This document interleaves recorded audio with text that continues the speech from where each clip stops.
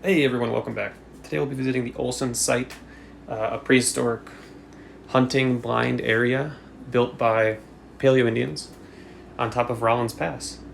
Yeah, the area has a very long history.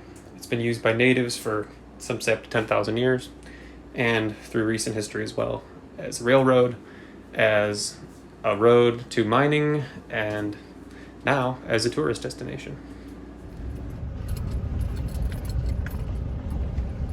As you can see, the road getting up here is pretty rough, pretty steep. It took me about an hour and a half, I'd say, to reach the summit. Um, I wouldn't recommend driving a normal car back here. My Tundra struggled, to be honest. I scraped a few rocks. There's some boulder fields you have to crawl up and down. And if you would like to drive all the way to the site, there is a very narrow road on the edge of a cliff, which you'll see shortly.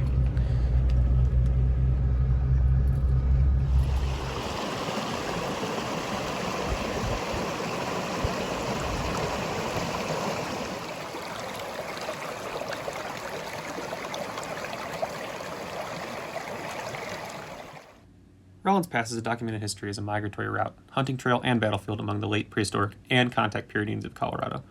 The Indians, both Ute and Arapaho, used Rollins Pass. While it is possible to ride a horse across the pass, many Indians had to drag teepee poles and lots of equipment up and over the pass. Therefore, routes were scarce. Paleo Indians and early Native Americans were the first to utilize Rollins Pass as a natural low crossing over the Continental Divide for the purpose of communal hunting of large game, including bighorn sheep and elk. There are more than 96 documented game drives, including the Olson Game Drive, found largely above timberline and near the summits of multiple mountain ridges. Handmade rock walls drove prey towards hunters waiting in blinds. These unique high-altitude constructs were built, refined, and continually used over millennia.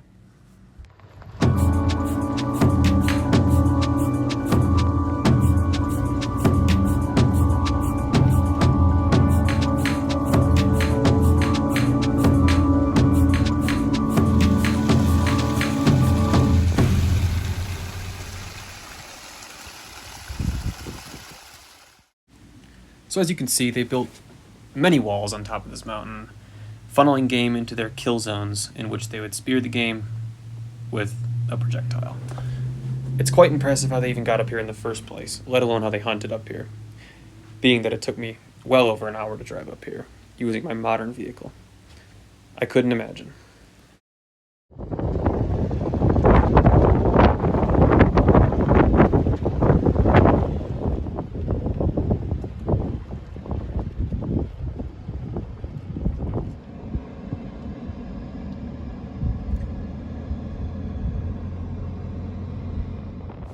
So here we are.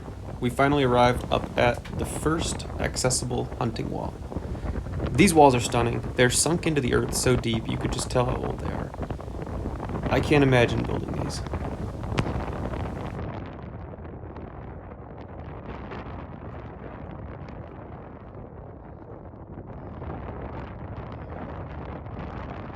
As we approach our first hunting blind, you could see how the game would have walked along the route there, right in front of this blind, and they could pop right up and spear him. It's almost genius.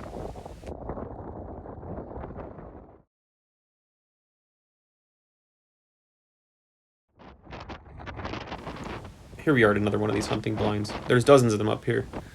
This one is exceptionally well preserved.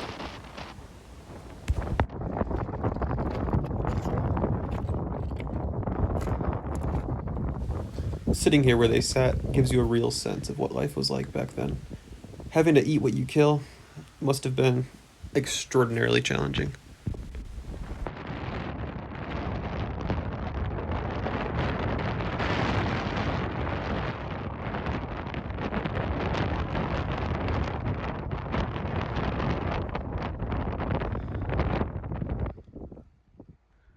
Also, if you noticed, there is no wind within these hunting blinds. They designed them to block the wind, to keep them out of the elements, and safe from the cold.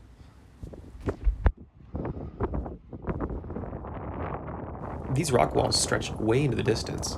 I could not imagine how much work it took to build these, especially at this altitude and with their primitive tools that they had. They literally had to walk up here, move rocks hand by hand, to feed their families. If you enjoyed this video, please consider to like and subscribe. I'll see you on the next one. Thanks, guys. Bye-bye.